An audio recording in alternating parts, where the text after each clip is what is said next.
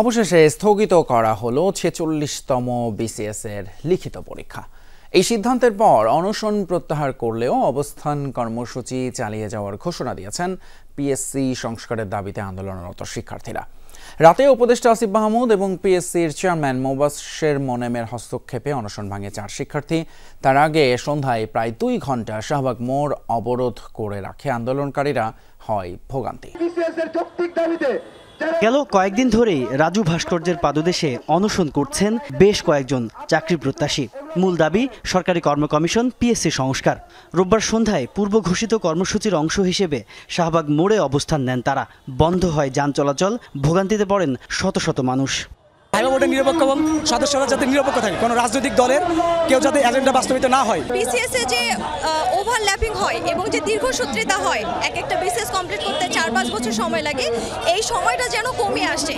প্রায় ২ ঘন্টার অবরোধ শেষে আবারও রাজু ভাস্কর্যের সামনে ফেরে আন্দোলনকারীরা। এরই মধ্যে শিক্ষার্থীদের সাথে বৈঠকে বসেন এলজিআরডি উপদেষ্টা আসিফ মাহমুদ সজীব ভুঁইয়া ও পিএসসি চেয়ারম্যান অধ্যাপক ডক্টর মোবাশ্বের মোনেম। বৈঠক শেষে দাবি মানার আশ্বাস দিয়ে অনশনরত শিক্ষার্থীদের অনশন ভাঙান পিএসসি চেয়ারম্যান। উপদেষ্টা আসিফ মাহমুদ পিএসসির স্থায়ী সংস্কারে কমিটি গঠনের কথা জানান।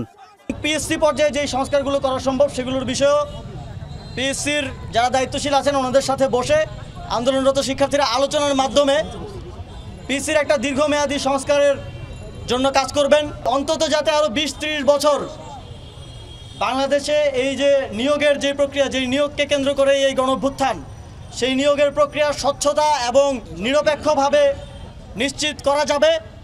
তবে চাকরির প্রত্যাশীরা জানান, শুধু মুখের কথা নয়, জারি করতে হবে প্রজ্ঞাপন। প্রশ্ন ফাঁস যারা করেছে, যারা আবেদগঙের সাথে জড়িত,